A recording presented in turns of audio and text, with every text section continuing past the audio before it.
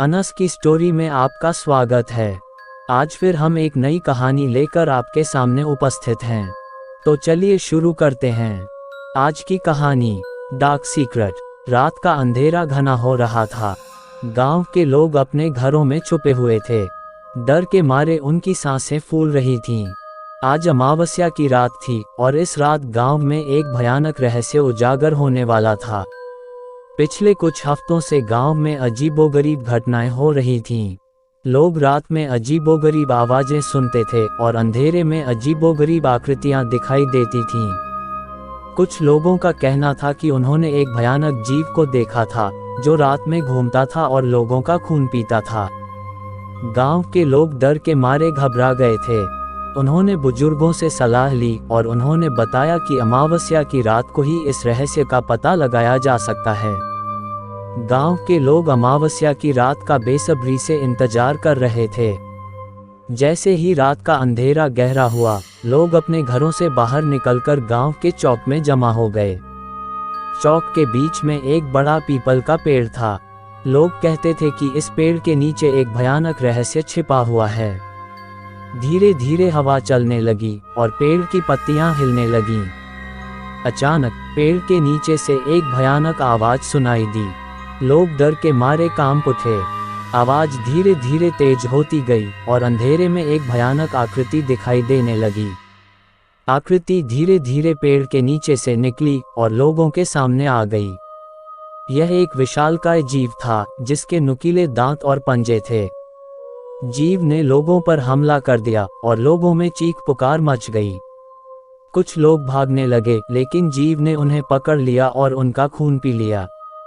गांव के कुछ बहादुर लोग जीव से लड़ने के लिए आगे आए। उन्होंने जीव पर लाठियों और तलवारों से हमला किया। जीव बहुत शक्तिशाली था और उसने कई लोगों को मार डाला। लेकिन बहादुर लोग हार नहीं मानने वाले थे। उन्होंने जीव का डटकर मुकाबला किया। अंत में एक बहादुर योद्धा ने जीव को मार डाला। जीव का शव जमीन पर गिर गया और उसके मुंह से खून बहने लगा। लोगों ने खुशी के मारे जयकारे लगाए। उन्होंने बहादुर योद्धा को धन्यवाद दिया जिसने उन्हें जीव से बचाया था। जीव के मरने के बाद गांव में फिर से शांति स्थापित हो गई। लोग अपने घरों में वापस चले गए और उन्होंने डर से मुक्ति महसूस की।